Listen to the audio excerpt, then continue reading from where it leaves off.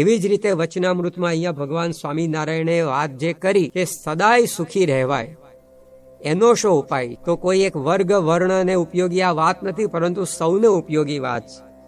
ભગવાન સ્વામિનારાયણ સદાય સુખિયા રહેવાની વાત કરે.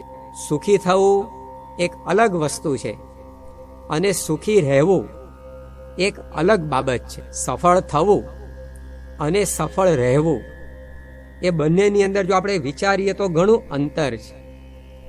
કોઈ વિદ્યાર્થી પરીક્ષામાં એકવાર સુવર્ણચંદ્રક લઈ આવે એક અલગ બાબત થઈ, પરંતુ દરેક પરીક્ષામાં એ સુવર્ણચંદ્રક મેળવે એ અભ્યાસની કક્ષા કંઈક જુદી કહેવાય. તો સુખી તો માણસ થઈ શકે છે, પણ સદાય સુખી રહેવાની વાત એ બહુ અઘરું છે. પરંતુ અહીંયા એનો ઉપાય એ ભગવાન સ્વામિનારાયણ આપણને બતાવે છે. એક સરખા દિવસ કદી કોઈના જાતા નથી. એક સમાન એક ધારું સુખ એ માનવીને પ્રાપ્ત થતું નથી. એ પ્રાપ્ત કરવા શું ઉપાય કરવો એ અહીંયા ભગવાન સ્વામિનારાયણ હવે આપણને સમજાવવા જઈ રહ્યા છે. આ વાત શક્ય છે. યોગીજી મહારાજે એમના જીવન ચરિત્રમાં એમના શબ્દો આવે છે, વાત કરી છે કે 50 વર્ષથી એક ધારું સુખ આવે. શાસ્ત્રીજી મહારાજ પાસે આવ્યા તે પહેલા પણ અને શાસ્ત્રીજી મહારાજ પાસે આવ્યા પછી પણ એ જ સુખ, આ એમનો ઉદ્ગાર છે. તો યોગીજી મહારાજ સદાય સુખી રહી શકેલા. ઘણીવાર વ્યક્તિ આવું બોલી જાય કે મને અખંડ સુખ આવે, પરંતુ સામેવાળાને અનુભવ થવો જોઈએ ને કે આ વ્યક્તિ સુખી. તો યોગીજી મહારાજ આજે બોલ્યા કે મને 50 વર્ષથી એક ધારું સુખ આવે છે, તો એમના સંપર્કમાં જે આવ્યા એ લોકોને પણ આ અનુભૂતિ થઈ. પ્રમુખ સ્વામી મહારાજને તારીખ 23 મે 1989 રોજ વલ્લભ વિદ્યાનગરમાં આંતરરાષ્ટ્રીય બાળ મહોત્સવ પ્રસંગ એક પત્રકારે પ્રશ્ન પૂછેલો કે આપના જીવનમાં દુઃખનો કોઈ એવો પ્રસંગ ખરો કે જે યાદ આવતા આપને મનની અંદર શોક વ્યાપી જાય? ત્યારે પ્રમુખ સ્વામી મહારાજે કહેલું કે એના દુઃખનો કોઈ એવો પ્રસંગ નથી. એકવાર એક પત્રકારે એવું પણ પૂછેલું કે આપના જીવનમાં જ્યારે આપને સૌથી વધુ આનંદ થયો હોય એવો પ્રસંગ મને કહો. ત્યારે પ્રમુખ સ્વામી મહારાજ બોલેલા કે અમારા માટે બધા જ પ્રસંગો આનંદના. જો આ સદાય સુખી રહેલા ભગવાન સ્વામિનારાયણે આ વચનામૃતમાં જે ઉપદેશ આપ્યા છે એમાં ગઢડા મધ્ય પ્રકરણના 60મા વચનામૃતમાં એમને મુક્તાનંદ સ્વામીએ પ્રશ્ન પૂછ્યો કે સંસારમાં અનંત પ્રકારના વિક્ષેપ આવે, પરંતુ એમાં કેવી રીતે ભગવાનનો ભક્ત સમજે તેના અંતરમાં સુખ રહે. ત્યારે ભગવાન સ્વામિનારાયણે ઉત્તરનો પ્રારંભ કરતા એવું કહ્યું કે એનો ઉત્તર તો જેમ અમને વર્તાય છે તેમ અમે તમને કહીએ. આનો અર્થ એ થયો કે ભગવાન સ્વામિનારાયણના જીવનમાં કોઈ વિક્ષેપ આડો આવ્યો નથી. એ સદાય સુખી રહેલા. એમના અનુભવની વાત એમણે પછી એ વચનામૃતમાં કહી છે. તો આ પૃથ્વી ઉપર શ્વાસ લેતી પ્રત્યેક વ્યક્તિને ઉપયોગી બાબત હવે ભગવાન સ્વામિનારાયણ અહીંયા છેડી છે. ભગવાન સ્વામિનારાયણે ઉપાય સદા સુખી રહેવામાં એક એ બતાવ્યો કે જેણે પોતાની ઇન્દ્રિયોને જીતીને વશ કરી એ સદાય સુખી રહે.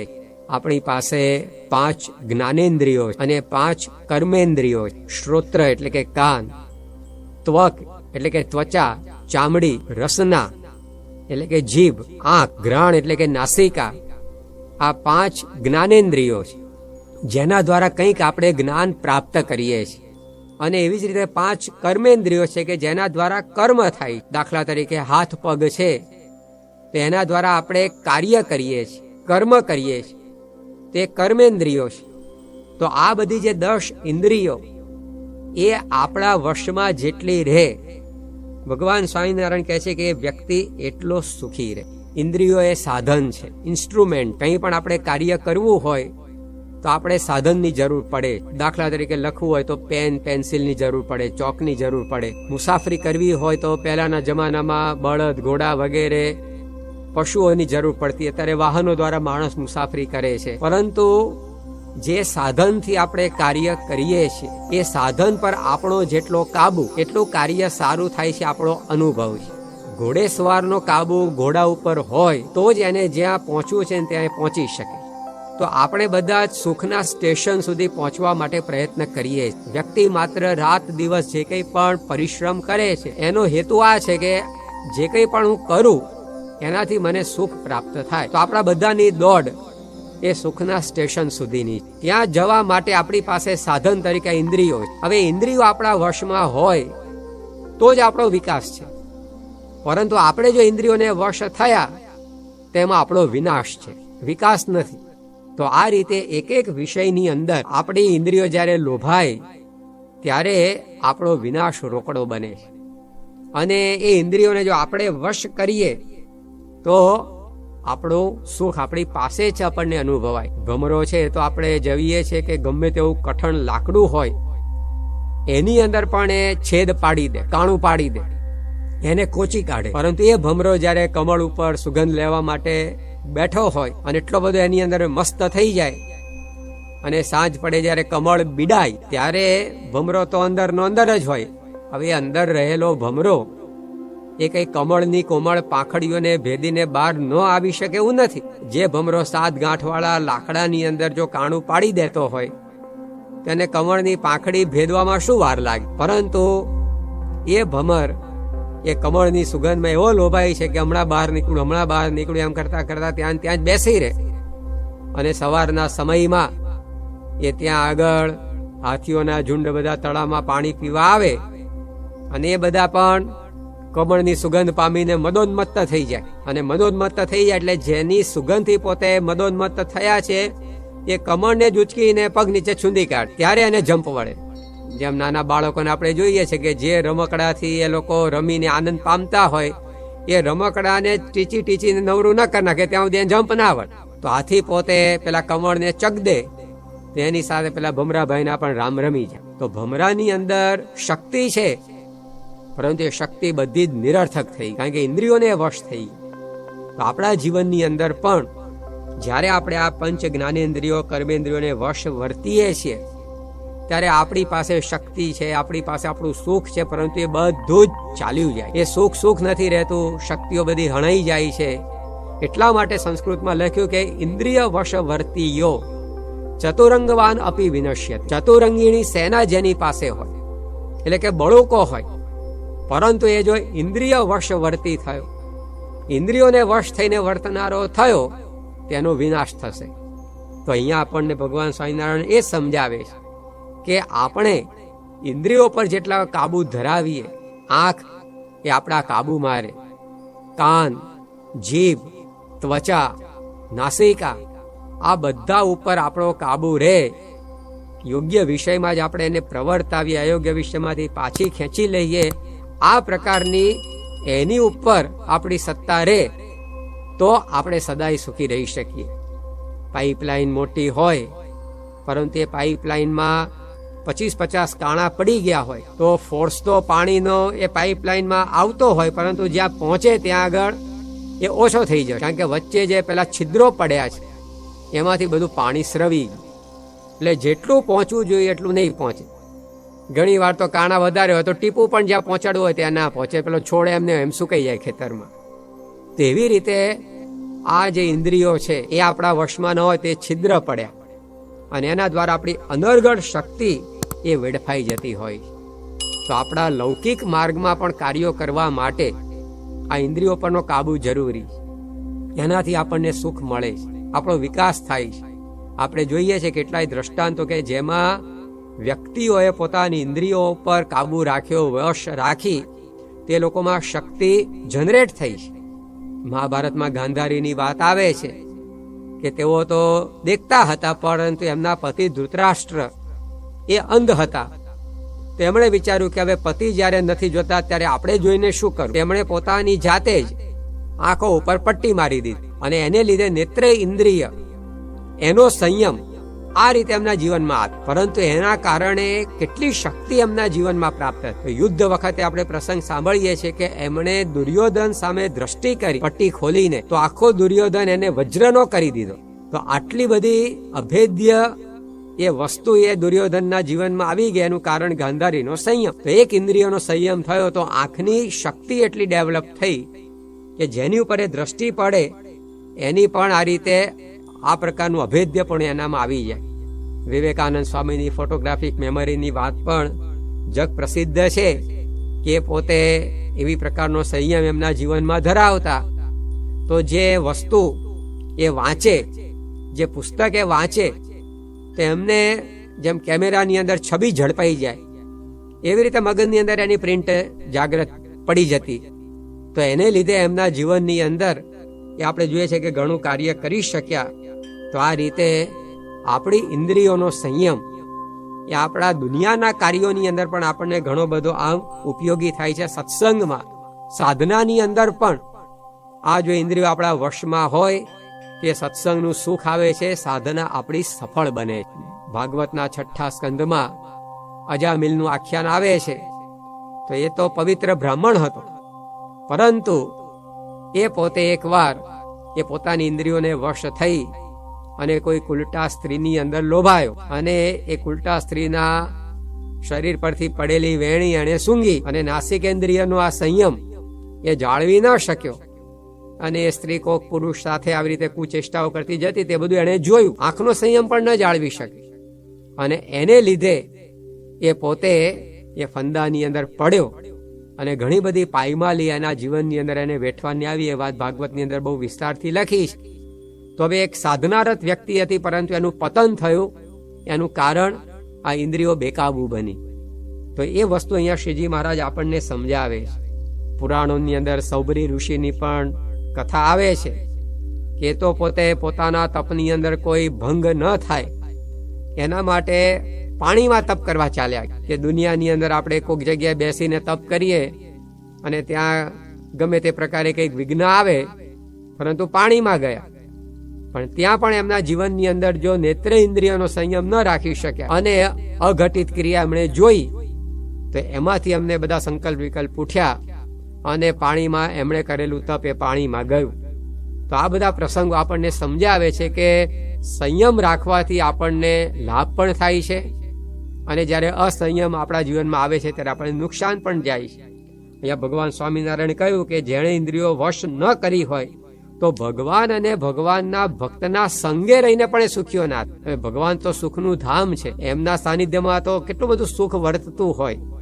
જેમ પંખા નીચે બેઠો હોય તો એને ઠંડક વર્તે જ, એર કન્ડિશનની નજીક બેઠો હોય તો એને ઠંડક વર્તે જ. તો ભગવાનની પાસે તો કેટલું સુખ હોય, પરંતુ જો ઇન્દ્રિયોનો અસંયમ હોય તો ભગવાનની પાસે રહ્યા થકા પણ દુખ્યો રહે. ભગવાન સ્વામિનારાયણના સમયની અંદર ઉમરેઠના એક બ્રાહ્મણ એ પોતે સમાગમ કરવા માટે ગઢડા પહોંચેલા અને ત્યાં આગળ એ પોતે શ્રીજી મહારાજને કહે કે મહારાજ, હું 15 દિવસનો સમય લઈ અને આપના સત્સંગમાં આવ્યો છું. મહારાજે બહુ રાજીપો બતાવ્યો કે તમે આટલું બધું વ્યવહારનું કાર્ય ઠેલીને અહીંયા આવ્યા. ઘણી મુમુક્ષુતા કહેવાય. એમની ઉતારા પાગરણ વગેરેની બધી વ્યવસ્થા પણ કરાવી દીધી, પરંતુ થોડાક જ દિવસ થયા એમાં તો હરિભક્તે કહ્યું કે મહારાજ, હવે મને પાછું ઘેર જવું પડશે. શ્રીજી મહારાજે કહ્યું કે તમે તો 15 દિવસનું સાટું કરેલું, હજી તો 15 દાડા પૂરા થયા નથી, આમ કેમ? તો કે ના મહારાજ, મારે હવે જવું પડશે. ત્યારે શ્રીજી મહારાજે કારણ જાણવા પૂછ્યું, પણ એમણે તો ગલ્લા તલ્લા કર્યા. મહારાજ કહે ના, હવે આવ્યા છો તો અહીંયા રોકાવ જ. મોટા મોટા બધા સંતો છે, એમની કથાનો લાભ લો, અમે છીએ. મહારાજે કહ્યું એટલે સામે કઈ બહુ દલીલ ન કરી શક્યા, રોકાયા. પણ 2 દાડા થયા અને વળી પાછા શ્રીજી મહારાજ પાસે આવે અને કહ્યું કે મહારાજ, મારે હવે જવું. તો મહારાજે વળી પાછા એમને આગ્રહ કરીને રોક્યા કે અમે તમને વધારે રોકીએ તો વસ્તુ બરાબર, આટલું તો તમે નક્કી કરીને આવે છે, એટલા દિવસ તો પૂરા થવા દો. તો મહારાજે આવી વળી પાછી વાત કરી એટલે 2-4 દાડા મને કાઢ્યા. પણ છેવટે તો એ બિસ્તરા પોટલા પેક કરીને શ્રીજી મહારાજ પાસે આવ્યા. એટલે મહારાજને ખ્યાલ આવ્યો કે ભાઈ હવે અમને રજા દીધે જ છૂટકો છે. અને એ રીતે પછી મહારાજને કહ્યું કે મહારાજ, હવે મને ઘેર જવાની રજા આપો. ત્યારે મહારાજે વળી પૂછ્યું, પણ કારણ શું? ત્યારે પેલા હરિભક્તો કઈ બોલ્યા નહીં, પરંતુ સાથે એમનો નાનો દીકરો હતો, એને પેપર ફોડી કાઢ્યું. એને કહ્યું કે મહારાજ, બાપુજીની આંબલી ખૂટી ગઈ છે ને એટલે હવે ઘેર જવાની રજા માંગે. એ પોતે સાથે એવી આંબલી લેતા આવેલા કે જેને કરીને દાળ વગેરેમાં એ નાખીને ટેસ્ટફુલ દાળ એ આપણે ખાવી, આવો એમનો ઈરાદો. પરંતુ સ્ટોકની અંદર કઈક ગડબડ એ થઈ કે જેટલું લઈ આવ્યા એટલું બધું વહેલું પૂરું થઈ ગયું અને દાળ બગડી, એનો દાડો બગડ્યો. એને દાળ બગડી એટલે પછી સમાગમનું સુખ ના આવે. કથા વાર્તામાં બેઠા હોય તો એમને થાય કે ભાઈ આજે તો બરકત વગરની દાળ હતી, કાલે કેવી હશે. અને આવા જ વિચારોની અંદર એમનું મન રમમાણ રહે અને એમ કરતા કરતા સમાગમમાંથી ઉદાસ થઈ ગયા. તો મહારાજ જે બોલ્યા કે ભગવાનના સાથે રહીને પણ દુખ્યો રહે, તો આ બનેલી વાત. તો આ રીતે આપણી સાધના હોય, આપણો સત્સંગ હોય, આપણા લૌકિક કાર્યો હોય, એ બધાની અંદર આ જે ઇન્દ્રિયોનો અસંયમ એ આપણને નડે છે. તો હવે એનો ઉપાય શું તે પણ ભગવાન સ્વામિનારાયણ અહીંયા બતાવે. કારણ કે ઇન્દ્રિયો રૂપી ઘોડા એ બહુ મદોન્મત્ત છે અને એ ભલાને હેઠા પાડી દે. પરંતુ અહીંયા ભગવાન સ્વામિનારાયણ કહ્યું કે વૈરાગ્ય અને સ્વધર્મ આ બે દ્વારા ઇન્દ્રિયોને આપણે વશ કરી શકીએ છીએ. વૈરાગ્યથી વૃત્તિઓ પાછી વળે. વૈરાગ્યથી વૃત્તિઓ પાછી વળે તે વૈરાગ્ય માટે શું કરવું તેની વાત કરતા ભગવાન સ્વામિનારાયણે બહુ સુંદર મીમાંસા એમના વચનામૃતમાં કરી. ભગવાન સ્વામિનારાયણે કહ્યું કે આ જે વૃત્તિઓને પાછી વાળવા માટે ઇન્દ્રિયોની વૃત્તિ એ વિષયમાં જવાની જ, જેમ ઢાળ હોય એટલે પાણી દદડી જ જાય. નદીઓના પ્રવાહ એ ગુણાતીતાન સ્વામી કહ્યું કે સમુદ્ર તરફ જ જાય, કારણ કે ઉતરતો ઢાળ છે. એમ વિષય બાજુ જવાનો ઇન્દ્રિયોનો ઢાળો છે, પરંતુ એમાંથી એને પાછી વાળવા માટે ભગવાન સ્વામિનારાયણે કહ્યું કે આપણે પરિમાણ કરવું કે વિષયમાં કેટલું સુખ છે અને ભગવાનમાં કેટલું સુખ, અને પરિમાણ આપણે કરીએ. પરિમાણ એટલે લેખા જોખા, અને લેખા જોખા કરીએ ત્યારે આપણને ખબર પડે કે વિષયમાં જે આપણને સુખનો અનુભવ થાય છે એના કરતાં તો ભગવાનમાં ઘણું બધું વધારે સુખ. તો કેવી રીતે પરિમાણ કરવું એની વાત ભગવાન સ્વામિનારાયણે એમના વચનામૃતમાં કરી.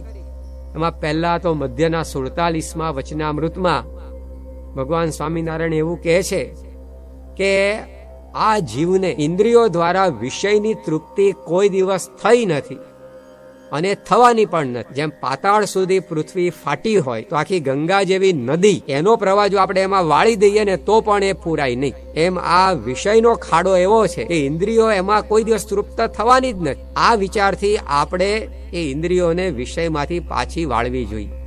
જે ધંધાની અંદર તમે ગમે તેટલું ઇન્વેસ્ટ કરે જ જાઓ પણ સામે તમને પ્રોફિટ થવાનો જ ના હોય, તમે ઇન્વેસ્ટમેન્ટ કોણ કરે? જે જમીનમાં આપણે દાણા વાવે જ જઈએ પણ ઉગવાનું જ કંઈ ના હોય તો ત્યાં આગળ વાવણી કરવાની મહેનત કોણ કરે? એમ ભગવાન સ્વામિનારાયણ કહે છે કે વિષયના સુખ એની અંદર આપણે આવું એક પરિમાણ કરવું કે એની અંદર કોઈ દિવસ તૃપ્તિ થવાની નથી, ગમે તેટલું આપણે કરીશું. ગુણાતીતાન સ્વામીએ વાતોમાં લખ્યું કે નંદ રાજાએ આખી પૃથ્વીનું ધન ભેગું કર્યું છતાંય એમાંથી એને અશાંતિ થઈ. તો આખી પૃથ્વીનું ધન તો આ દુનિયામાં કોણ ભેગું કરી શકે એમ છે? કોઈ જ નહીં. કદાચ કોઈ કરે તો પણ પાર નથી આવવાનું. તો શા માટે ઘણી લાંબી મજલ કાપ્યા પછી એ જો યુ ટર્ન લેવાનો જ હોય તો પછી અત્યારથી શા માટે વાહન આપણું પાછું ન ફેરવી દેવું? ગુણાતીતાન સ્વામી બીજી પણ વાત કરી કે પડછાયાને કોઈ દિવસ પહોંચાય નહીં, એને કોઈ ન પકડી શકે. એમ આ વિષયની અંદર સુખ છે એમ માનીને આપણે ઇન્દ્રિયોની એની પાછળ દોડાવીશું પણ કોઈ દિવસ એમાં તૃપ્તિ થઈ નથી અને થવાની પણ નથી. તો આ રીતે આપણે વૈરાગ્ય આવા વિચારથી કેળવીએ તો ઇન્દ્રિયો આપણા વશમાં રહે. બીજી વાત કરી ભગવાન સ્વામિનારાયણ મધ્યના 24માં વચનામૃતમાં, લોયાના 10મા વચનામૃતમાં કે વિષયનું જે સુખ છે ને દુઃખ યુક્ત છે અને ભગવાનનું સુખ છે ને દુઃખ મુક્ત છે. પંચ વિષયની અંદર આપણને સુખ આવે છે પરંતુ એ અંતે દુઃખનું કારણ બને. ગુણાતીતાન સ્વામીએ દ્રષ્ટાંત આપ્યું કે ઝેરના લાડવા ખાતા સારા લાગે પરંતુ અંતે ગળું જાલે. એમાં વિષયનું સુખ એ ભોગવતા સારું લાગે પણ અંતે એમાંથી નુકસાન થાય. પતંગિયાને આપણે જોઈએ છે કે પ્રકાશ હોય, કોઈ હેલોજન બળતી હોય તો ત્યાં આગળ એ પોતે ઝડપું નાખે છે, દોડી જાય છે, પરંતુ આપણે એ જ હેલોજનની નીચે જોઈએ છે તો મરેલા પતંગિયાનો ત્યાં સવારે ઢગલો થઈ ગયો. તો પેલું સુખ લેવા માટે પતંગિયું એ ઝડપું નાખે છે પરંતુ એને મળે છે શું? સુખ નથી મળતું, એને મૃત્યુ મળે છે. તો વિષયનું સુખ છે એ દુઃખનું કારણ છે, જ્યારે ભગવાનની અંદર એવો કોઈ પ્રશ્ન નથી. ભગવાનના સુખની અંદર દુઃખનો અનુભવ જ નથી અને વિષયના સુખમાં દુઃખનો અનુભવ થાય છે. ગુણાતીતાન સ્વામીએ દ્રષ્ટાંત આપ્યું કે બાવળનું બી લાગે સુવાળું પરંતુ એ શૂળ કાઢે, કાંટો કાઢે, અને કાંટો આપણને વાગે તો આપણને લોહી કાઢે. એમ આપણા જીવનની અંદર ઇન્દ્રિયો એને વિષયની અંદર આપણે પ્રવર્તાવીએ તો અંતે એમાંથી દુઃખ જ પ્રાપ્ત થાય છે. આવું જો આપણે વિચારીએ તો ઇન્દ્રિયોની વૃત્તિ જે વિષયમાં જતી હોય એમાંથી પાછી વળે. ત્રીજી વાત કરી કે ભગવાનનું સુખ એ નિરપેક્ષ છે અને વિષયનું સુખ એ સાપેક્ષ છે. મધ્યના પહેલા વચનામૃતમાં અને અંત્યના 28મા વચનામૃતમાં વાત કરી કે ભગવાનના સુખ કરતા વિષયનું સુખ નબળું ક્યાં પડે? પ્રત્યેક વિષયનું સુખ લેવું હોય તો આપણે કેટલી બધી જરૂરિયાતો સંતોષાય ત્યારે લઈ શકીએ. ધારો કે વ્યક્તિને સારી વાનગી જમવા મળી, પરંતુ એ સારામાં સારી વાનગી, એની મન ભાવતી વાનગી એને જમવાની છે, પણ કોઈ એને ગટરની બાજુમાં બેસીને જમવાનું કહેશે તો વળી પાછો ડિસ્ટર્બ થઈ જશે કે ભાઈ આવી જગ્યાએ બેસીને મારે આ ક્યાં ખાવું. તો જો આપણે વાનગી સારી મળી પણ પાછી જગ્યાએ થોડીક સારી જોઈ. ચલો સારી જગ્યા છે, સારી વાનગી છે, પરંતુ જેની સાથે વ્યક્તિને ઘણીવાર ઊભું બનતું ના હોય, એ વ્યક્તિ બાજુમાં જમવા બેસે તોય એને પાછું માફક ના આપે. એને મનમાં જરા કચવાટ થઈ જાય કે અહીંયા ક્યાં બેઠા. તો પાછી મનગમતી વ્યક્તિ, ચલો મનગમતું સ્થળ, મનગમતી વાનગી, અને એ માણસ પોતે જમતો હોય, પણ એ વખતે એને કોઈક સમાચાર આપે કે ભાઈ તમે જે બેંકની અંદર તમારી આ રકમ મૂકેલી એ બેંકનું ઉઠમણું થઈ ગયું, તોય વળી પાછો એનો વાનગીનો સ્વાદ જતો હોય. તો કેટલી બધી અપેક્ષાઓ સંતોષાય ત્યારે એક વિષયનું સુખ માણસ ભોગવી શકે. સાપેક્ષ છે, ભગવાનનું સુખ નિરપેક્ષ છે. યોગીજી મહારાજ ગોગાવદનની અંદર બળદો બાંધવાની ગમાણમાં ઉતર્યા, ત્યાં પણ કેફથી અનુભવી આનંદમાં બ્રહ્મરસના ભોગી કીર્તન ગાત. ત્યાં આગળ પણ એમનો કેફ લેશ ઓછો નહીં. જે મોટા મોટા બંગલાઓની અંદર એમને આનંદ, એ જ આવા ગમાણની અંદર પણ આનંદ. જો નિરપેક્ષ ભાવ, તો આ રીતે અહીંયા ભગવાન સ્વામિનારાયણ કહે છે કે આવા બધા વિચારોથી, વિષયમાંથી આપણી વૃત્તિઓ આપણે પાછી વાળીએ અને ઇન્દ્રિયોને સંયમમાં રાખીએ તો આપણા જીવનની અંદર આપણને સુખ વર્તે છે. અને બીજી વાત કરી કે સ્વધર્મ, જે કંઈ આપણા નિયમ ધર્મ છે એમાં આપણે વર્તીએ. મધ્યના 16મા વચનામૃતમાં ભગવાન સ્વામિનારાયણે કહ્યું કે પંચ વિષય જીતાય છે, એટલે કે ઇન્દ્રિયો જીતાય છે, તો એ નિયમ વાળાને વિશેષે જીતાય. અયોગ્ય આપણે જોઈએ જ નહીં, અયોગ્ય સાંભળીએ જ નહીં, અયોગ્યનો સ્પર્શ જ ન કરીએ, અયોગ્ય આપણે ખાઈએ જ નહીં, અયોગ્ય આપણે સૂંઘીએ જ નહીં, એનાથી દૂર જ રહીએ તો ઓટોમેટિક આપણી રક્ષા થવાય અને આપણી ઇન્દ્રિયોનો સંયમ પણ રહેશે અને આપણને સુખ શાંતિ રહેશે. એટલા માટે ભગવાન અને સંતના જે નિયમ ધર્મ છે, પ્રમુખ સ્વામી મહારાજ, મહંત સ્વામી મહારાજ, ભગવાન સ્વામિનારાયણે શાસ્ત્રોએ આપણને જે મર્યાદાઓ આપી છે એમાં રહીને આપણો વ્યવહાર કરીએ તો ઓટોમેટિક ઇન્દ્રિયો આપણા સંયમની અંદર આવી જાય. અને વિશેષ તો આ સ્વધર્મ અને આ વૈરાગ્ય જેના જીવનમાં દ્રઢ થયો હોય એવા સંતના સમાગમમાં આપણે રહીએ. શિવલાલ શેઠની વાત આપણા સંપ્રદાયમાં આપણે જાણીએ છીએ કે શિવલાલ શેઠ પોતે ધનવાન હતા, વળી સામાજિક દ્રષ્ટિએ પણ મોભાદાર હતા, યુવાન અવસ્થા હતી, અને તેમ છતાં ઇન્દ્રિયો પરનો કેટલો સંયમ. તો એમને દુકાનેથી ઘર ને ઘરથી દુકાને આવવા જવાનો જે રસ્તો, ત્યાં એક હવેલી આખી મોટી ચણાઈ ગઈ, તેમ છતાં એનો એમને કોઈ ખ્યાલ જ નહીં. રસ્તે આવતા જતા હતા, પરંતુ આંખ સંયમમાં, આડું અવળું એ જુએ જ નહીં. અને એકવાર કંઈક આમ છીક આવી કે ઉધરસ આવીને ઉપર જોવાઈ ગયું, અને એ વખતે એમની નજરે હવેલી ચડી. પૂછ્યું કે આ ક્યારે ચણાઈ? તો ભાઈ આ તો ક્યારની ચણાઈ ગઈ. એથી એ વિશેષ એમના જ ઘરની અંદર એમના જ સાળી 6 મહિનાથી એમને પીરસતા હતા, છતાં પણ શિવલાલ શેઠને એનો ખ્યાલ નહીં. એકવાર સહેજ કંઈક પીરસવામાં વધારે પડી ગઈ વસ્તુ, અને શિવલાલ શેઠે ઊંચું જોયું કે આ કોણે આટલું બધું આપી દીધું. અને તે એમના સાળી દેખાઈને પૂછ્યું ક્યારે આવ્યા? તો કે ભાઈ હું તો 6 મહિનાથી આવી છું, તમને પીરસું છું. તો આટલો સંયમ, જે લક્ષ્મણ જતીની વાતો આપણે સાંભળીએ છીએ, તો એવી જ પ્રકારનું આ વર્તન. પણ એનું કારણ શું? તો ગુણાતીતાનંદ સ્વામીનો સમાગમ. ગુણાતીતાનંદ સ્વામીની કથા વાર્તા, સત્સંગથી શિવલાલ શેઠની ઇન્દ્રિયો એટલી સંયમમાં આવી ગઈ.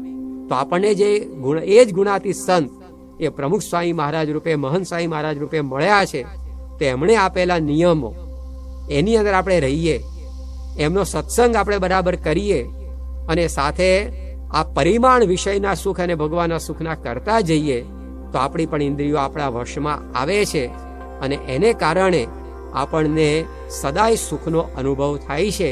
તો ભગવાન સ્વામિનારાયણે જેની આપણને ઝંખના છે, જે આપણી શોધ છે, જે આપણી માંગ છે, એ સદાય સુખિયા રહેવાની વસ્તુ, એનું સુંદર માર્ગદર્શન આ વચનાત્મા આપ્યું છે. એ આપણા જીવનમાં સિદ્ધ થાય અને આપણે પણ સદાય સુખી રહી શકીએ, એવી પ્રકારનો સત્સંગ કરવાનું બળ બુદ્ધિ શક્તિ મળે, એ જ પ્રાર્થના. શ્રી સ્વામિનારાયણ ભગવાનની જય.